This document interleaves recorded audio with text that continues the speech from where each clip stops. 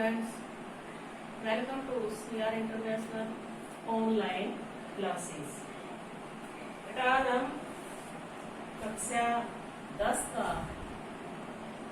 हिंदी विषय का लेसन 6 कविता है नागार्जुन की।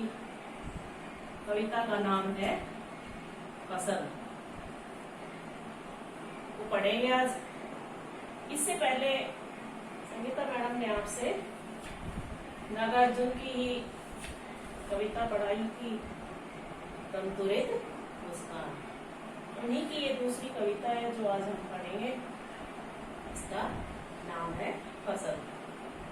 तो थोड़ा सा इससे पहले कवि के बारे में जान ले। कवि है नागार्जुन।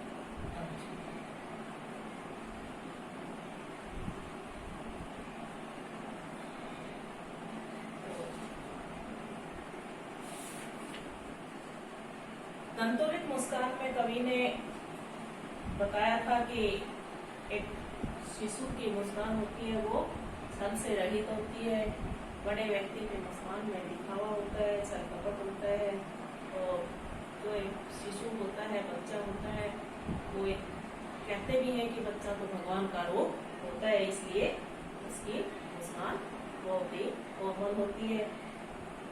बच्चे का धूल से सना हुआ शरीर कमल के फूल के समान बताया है कवि ने। और जब बच्चा मुस्कुराता है तो सभी लोग, दुखी से दुखी व्यक्ति भी खुश हो जाता है। शिशु के स्पर्श से पत्थर दिल व्यक्ति भी पिघल जाता है। ये पिछली कविता में कवि ने हमें बताया था। अब कवि ने ये कविता लिखी है फसल। इसके बारे में आज हम पढ़ेंगे। देखिए फसल क्या है, कवि ने क्या लिखा है इसके बारे में। कवि ने लिखा है कि एक के नहीं, दो के नहीं, ढेर सारी नदियों के पानी का जादू। एक के नहीं, दो के नहीं, लाख लाख कोटि कोटि हाथों के स्पर्श की गरिमा। एक की नहीं, दो की नहीं, हजार हजार खेतों की मिट्टी का गुणधर्म। कोटि का मतलब होता है करोड़ों।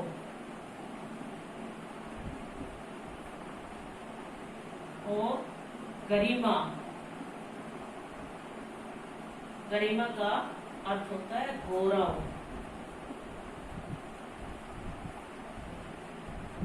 गुणधर्म, गुणधर्म का अर्थ होता है स्वभाव और प्रभाव। ठीक है। आप पढ़िए कि एक के नहीं, कवि क्या कहता है कि फसल क्या है। कवि ने सबसे पहले यही बताया कि फसल क्या होती है, कैसे उगाया जाता है, फसल को कौन उगाता है, किन किन चीजों की जरूरत होती है फसल को उगाने के लिए। तो कवि कहता है एक के नहीं, दो के नहीं, ये फसल एक या दो नदियों के पानी से नहीं उगाई गई, बल्कि ये तो ढेर सारी नदियों के पानी से उगाई गई है।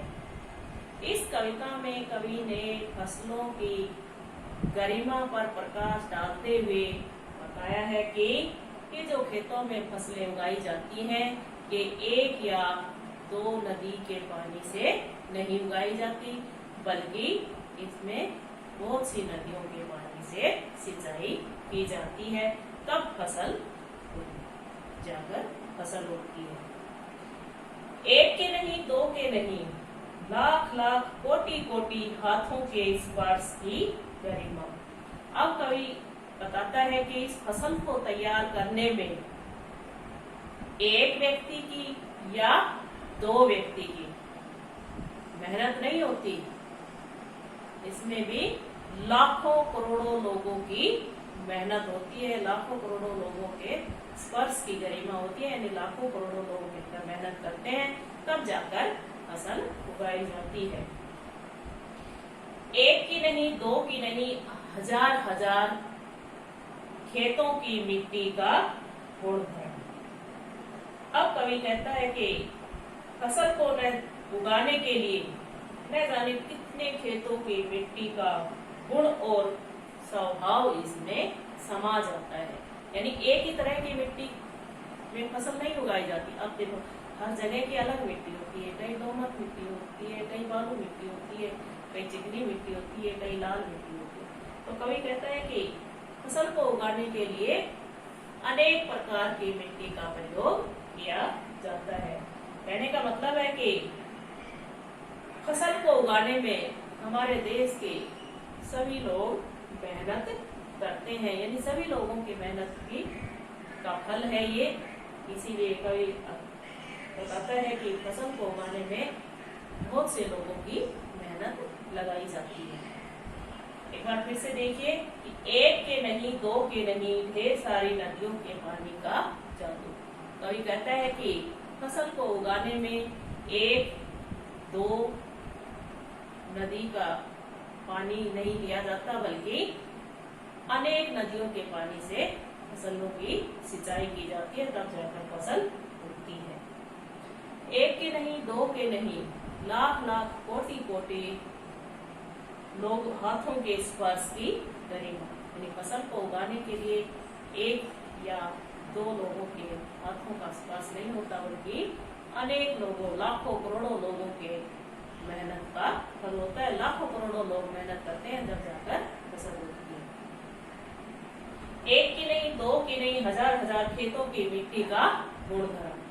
फसल को उगाने के लिए अनेक खेतों की मिट्टी का प्रयोग किया जाता है।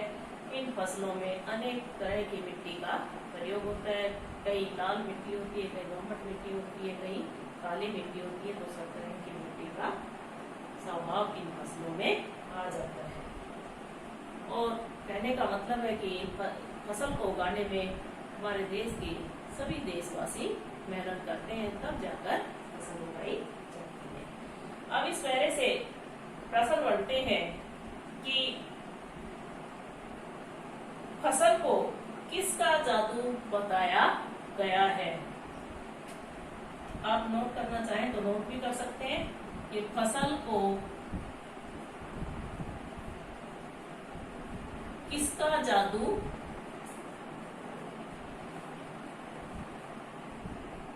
बताया गया है।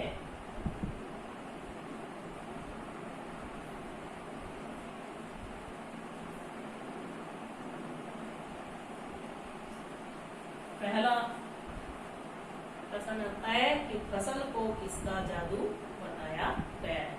ये हमारे जो पेपर में आते हैं 6 नंबर का जो काव्यांश आता है, उस समय ये क्वेश्चन पूछे जाते हैं। तो आपको पता होना चाहिए कि फसल को किसका जादू बताया गया है। अब आप बताइए कि फसल को किसका जादू बताया गया है।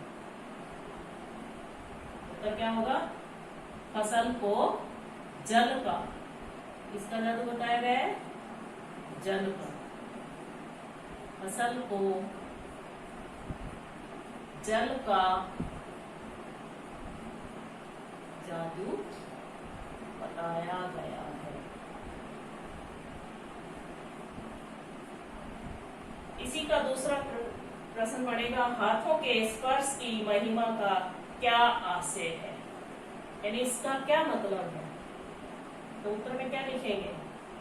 फसल को पैदा करने के लिए, फसल को उगाने के लिए अनेक लोगों के हाथों की गरिमा है, यानी अनेक लोगों के मेहनत का रंग है। यानी अनेक लोग मेहनत करते हैं, तब जाकर फसल उगाई जाती है। अब दूसरा पैरा कवि ने क्या लिखा है, क्या बताया है कि फसल क्या है। कवि अपने आप प्रश्न करता है कि फसल क्या है, और फिर अपने आप ही उसका उत्तर बताता है।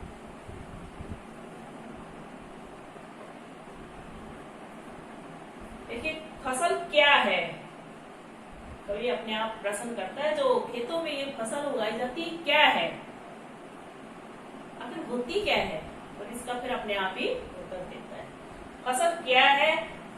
और तो कुछ नहीं है वह, नदियों के पानी का जादू है वह, हाथों के स्पर्श की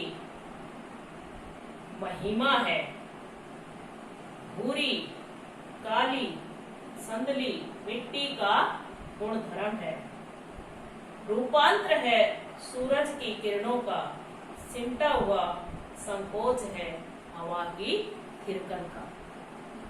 इस पैरे में कवि ने बताया कि फसल क्या है, कैसे उगाई जाती है, वो आपको समझाया है, समझाने का प्रयास किया है। अब देखिए फसल क्या है। सबसे पहले होता है जादू का मतलब क्या होता है? प्रभाव। जादू का मतलब होता है प्रभाव। महिमा, महत्व।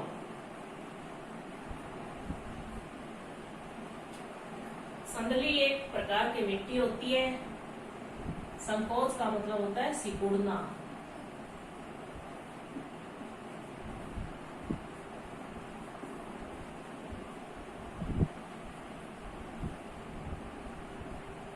और थिरकन, लहराना।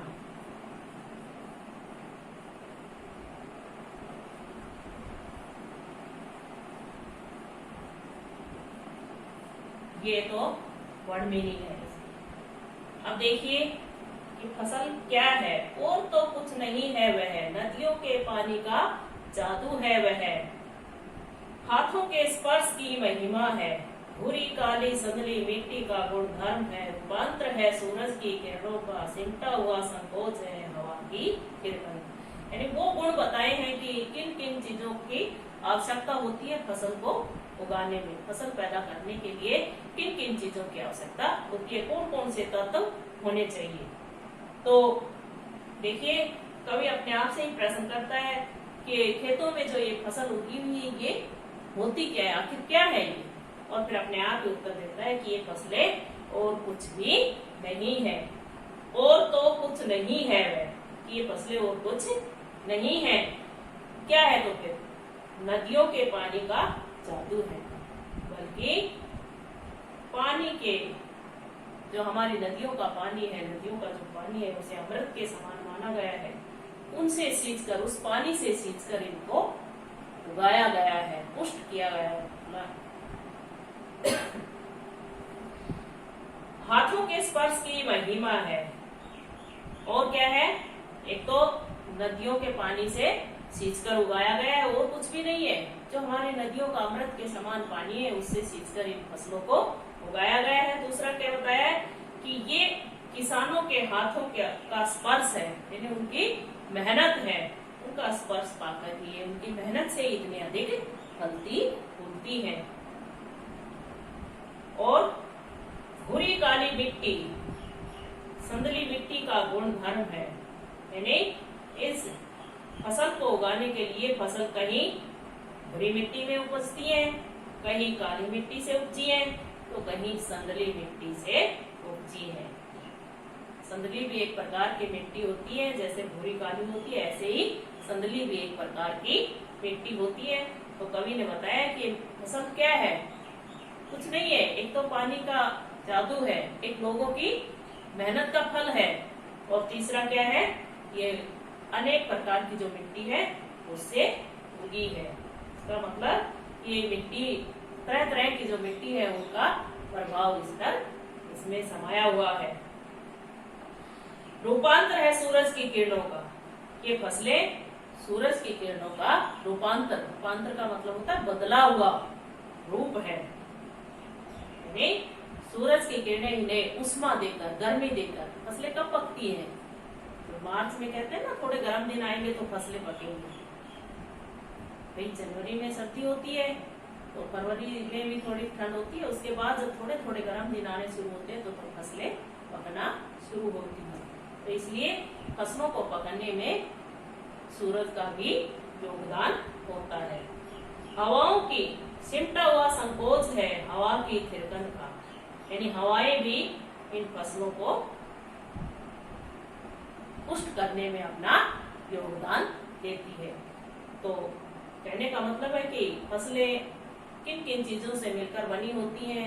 ये लोगों की मेहनत होती है, पानी होता है, अनेक प्रकार की मिट्टी होती है, सूरज की गर्मी होती है, उष्मा होती है, और अंत में हवाओं का भी योगदान होता है। यानी 5 गुण जरूरी होते हैं, 5 तत्व इसको उगाने के लिए महत्वपूर्ण होता है। अब प्रश्न बनता है कि पानी का जादू से क्या तात्पर्य है। जो बेटा हमने पढ़ा है उसमें पानी का जादू, इसका मतलब क्या है, क्या तात्पर्य है। तो तात्पर्य क्या होगा, जो हमने कविता में पढ़ा है, जो पानी है हमें जीवन दान देता है, अमृत के समान है, जिससे फसलें फल फूलकर बड़ी हो जाती है। देखा होता ना, जल है तो कल है, जल ही जीवन है, तो ये जीवन है।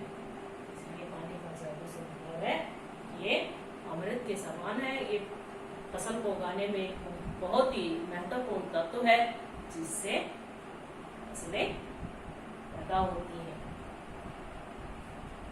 समझ आया क्या? एक बार इसे घर पर पढ़ के देखिए, और इसके जो प्रश्न उत्तर है वो आपको संगीता मैडम ने लिखवा दिए थे, तो वो आपको अब दोबारा से लिखने की कोई जरूरत नहीं है, बस आप इसे पढ़ लीजिए। प्रश्न है इसका वो आपने लिखे होंगे, वो तंतुरित मुस्कान के साथ ही लिख लिए होंगे। पहला क्वेश्चन है, कवि के अनुसार फसल क्या है। तो कवि के अनुसार फसल क्या है, जो अभी बताया है। कवि के अनुसार फसल भाई लोगों की मेहनत है, नदी के पानी का जादू है, और सूर्य का योगदान है, हवा का योगदान है, ठीक है, मिट्टी का गुण है। अब कवि क्या कहता है, कवि नागार्जुन के अनुसार फसल का उत्पादन किन किन तत्वों के संयोग पर निर्भर करता है, यानी कौन कौन से तत्व आवश्यक है फसल को उगाने के लिए। जो दूसरे पैरे में हमने पढ़े हैं कि क्या क्या होना चाहिए, एक तो पानी होना चाहिए, दूसरा लोगों की मेहनत, तीसरी मिट्टी भी जरूरी है, मिट्टी नहीं होगी तो क्या हम फरस पे या छत पे तो कोई फसल उगाएंगे नहीं, इसलिए मिट्टी का होना भी जरूरी है। तीसरा, फसल को पकने में गर्मी की जरूरत होती है, तो सूर्य की किरणों का भी योगदान होता है, और जब फसलें लहराएंगे नहीं तो लहराती हुई फसलें तो सुंदर लगती है ना, इसलिए हवाओं का भी योगदान है। तो कौन कौन से गुण होते हैं, आवश्यक तत्व तो कौन से हैं, पानी, मिट्टी, सूर्य की धूप और हवा, होगा लोगों की मेहनत। तीसरा प्रश्न है, फसल को हाथों के स्पर्श की गरिमा और महिमा कहकर कवि क्या कहना चाहता है। इसमें कवि क्या कहना चाहता है कि किसानों के प्यार भरा हाथों के स्पर्श, प्यार भरा स्पर्श पाकर ये फसलें इतनी फलती फूलती हैं। देखना, अगर कोई मेहनत नहीं करता, किसान कितनी मेहनत करता है खेतों में, पहले कई खेतों को जुताई करवाता है, उसके बाद उसमें बिजाई होती है, उसके बाद गुड़ाई होती है। गुड़ाई क्या होता है पता है आपको, जो खेतों में लगाव करते हैं, जो खरपतवार होती है उसको उखाड़ते हैं। अगर खरपतवार को नहीं उखाड़ेंगे तो जो हम पौष्टिक, हमारे जमीन से जो पौष्टिक तत्व होते हैं उनको तो खरपतवार ही खींच लेंगे, फिर फसल को क्या मिलेगा। इसलिए तो लोगों की मेहनत है। अगर ऐसे हुए तो कोई भी कर दे, अनाज डाल दे मिट्टी में और जो हमने अनाज डाला वही हो जाएगा, अगर मेहनत नहीं करेंगे। इसलिए लोगों का प्यार भरा स्पर्श पाकर, हाथों का प्यार भरा स्पर्श पाकर फसलें उगती हैं। इसीलिए किसानों के श्रम की गरिमा और महिमा कही गई है, जिसके कारण फसलें इतनी अधिक बढ़ती चली जाती हैं, फलती फूलती चली जाती हैं। लास्ट क्वेश्चन है, भाव स्पष्ट कीजिए। रूपांतर है सूरज की किरणों का सिमटा हुआ संकोच है हवा की थिरकन का। इसमें कवि कहना चाहता है कि फसलें कुछ नहीं है, सूरज की किरणों का बदला हुआ रूप है। फसलों की हरियाली हवा के कारण होती है। हवाएं जब चलती हैं तो फसलें लहराती हैं तो बहुत अच्छी लगती हैं, इसलिए फसलों को बढ़ाने में हवा का भी योगदान होता है। ठीक है बेटा, ये इतनी ही है कविता, बहुत छोटी कविता है, बहुत आसान कविता है, कोई इसमें मुश्किल शब्दार्थ भी नहीं है। जो मेरा मानना है कि जो आपकी समझ में नहीं आया हो, मैं तो मानती हूँ शायद आपको सब कुछ समझ आ गया होगा। एक बार इसको पढ़कर देख लेना, जो आपके मैडम ने जो प्रश्न उत्तर लिखवाए हैं उनको याद कर लेना, और इसके बाद हम काव्य भाग को छोड़ देंगे और गद्य भाग पढ़ेंगे। क्यों? क्योंकि हमारा गद्य भाग बहुत पीछे चल रहा है, एक ही लेसन हुआ है गद्य भाग में, तो अगली लेक्चर में हम अपना गद्य भाग पढ़ेंगे। और कुछ जो समझ ना आया हो वो फिर से पूछ सकते हो, तो फिर भी समझा देंगे। लेकिन एक बार घर पे अपनी किताब में पढ़ के जरूर देख लेना, वर्ड मीनिंग लिख लेना, आपकी बुक में दिए हुए होंगे, और उसके बाद प्रश्न उत्तर लिख ही रखे हैं आपने। ठीक है, धन्यवाद।